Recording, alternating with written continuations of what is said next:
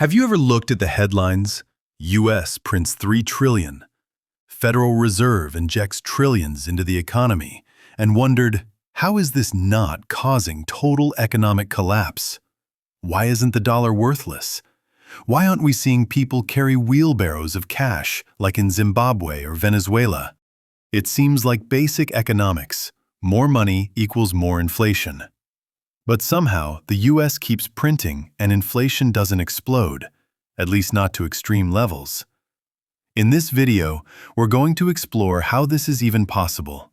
We'll break down what printing money really means, why the U.S. can get away with it for now, and the hidden risks that might be building behind the scenes.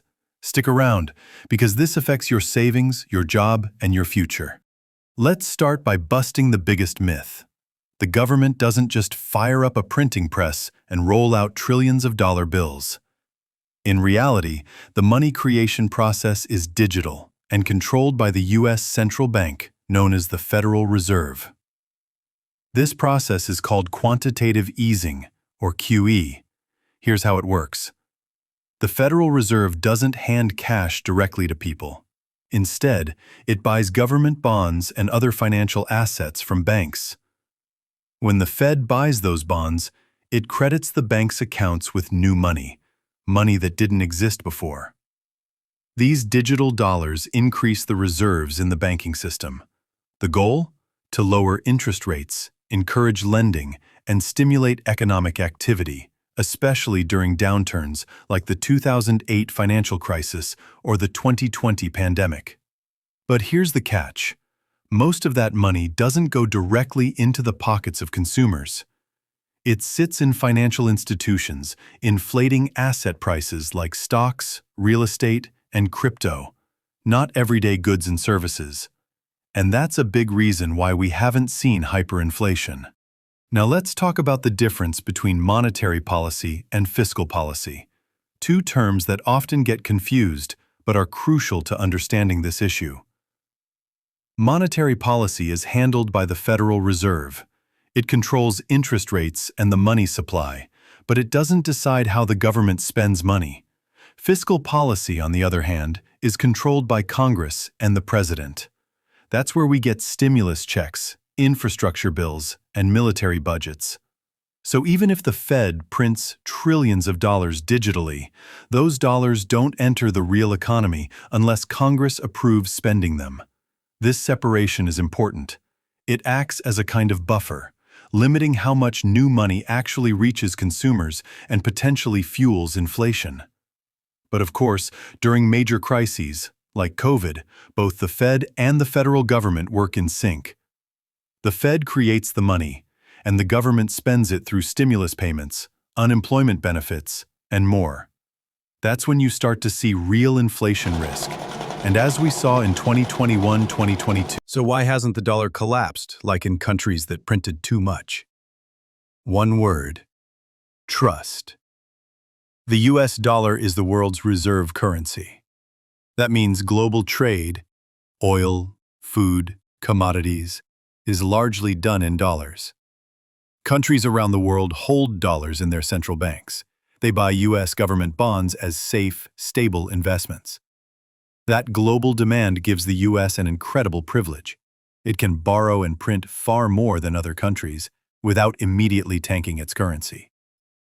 It's like the U.S. has a giant economic credit card, and the world keeps letting it raise the limit. But here's the thing.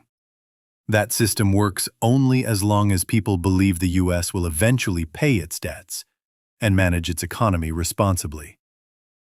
The moment confidence starts to erode, inflation spikes, political chaos, a default on the national debt, the whole system gets shaky. And then, inflation could spiral. Let's compare this with what happened in Zimbabwe and Venezuela. In Zimbabwe, the government printed trillions to cover massive budget shortfalls, with no economic output to back it. They weren't selling products, exporting goods, or collecting enough taxes. So they kept printing.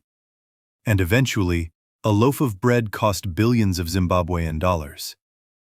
In Venezuela, Years of mismanagement, collapsing oil exports, and political instability led to hyperinflation. Their central bank printed money to pay for everything, from food subsidies to government salaries, without real productivity behind it. The key difference? The U.S. still has a massive, functioning economy. It produces tech, energy, agriculture, and more. Its political institutions, while flawed, are stable enough to keep confidence alive. And most importantly, global markets still trust the dollar. But let's not pretend everything is fine. In recent years, inflation has been rising. Supply chain shocks, global energy crises, and massive stimulus spending during COVID all contributed. The Fed responded by raising interest rates, quickly and aggressively.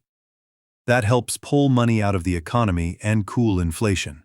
But it also risks pushing the U.S. into a recession. This balancing act is tricky. Too much money in the system causes inflation, but tightening too fast can crash markets, slow growth, and increase unemployment. Right now, the U.S. is walking a tightrope. Here's the bottom line.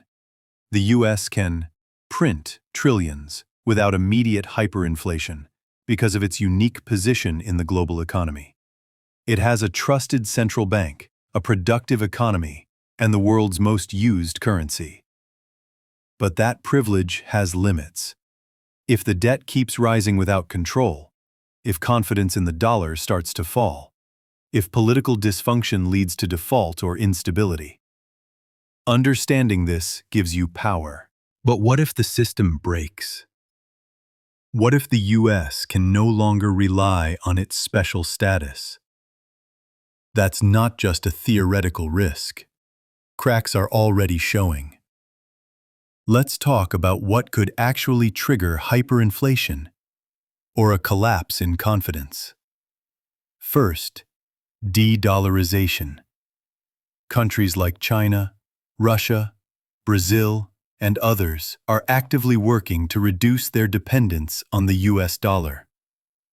They're trading in their own currencies, building alternative payment systems, and even exploring gold-backed settlements. If more countries stop using the dollar for trade, global demand could fall, and that weakens the U.S.'s ability to borrow cheaply or print without consequence. Second, trust in U.S. debt. Right now, the U.S. owes over $34 trillion. As long as the world believes the U.S. will pay it back, or at least manage it, they keep buying treasury bonds. But what happens if that trust fades? If bondholders, including foreign governments, start selling off U.S. debt, interest rates could spike. The government would have to pay more to borrow, and that could trigger a debt spiral. Third, political dysfunction. We've seen repeated debt ceiling showdowns, near defaults, and rising political polarization. If U.S. lawmakers can't agree to pay the bills, or worse, if a default ever happens, markets could panic. Confidence in the system could collapse, not just domestically, but globally. Now let's talk about inflation itself. Many people ask, could the U.S. actually experience hyperinflation? The answer is yes, but it would take a perfect storm.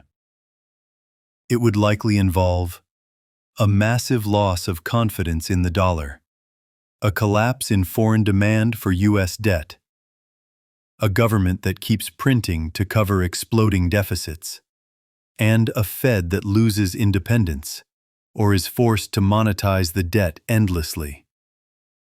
We're not there yet, but the risk increases when spending is unchecked, politics override policy, and accountability disappears. So, what can you do?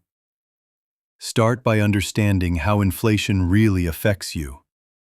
It's not just about rising prices. It's about your purchasing power shrinking year after year. Even moderate inflation slowly erodes savings, wages, and fixed incomes. Consider investing in assets that historically beat inflation, like stocks, real estate, or inflation-protected securities. Holding a diversified portfolio, not just in dollars, but in global or hard assets. Staying informed, because financial literacy is your first defense. Finally, don't panic. But don't be passive either.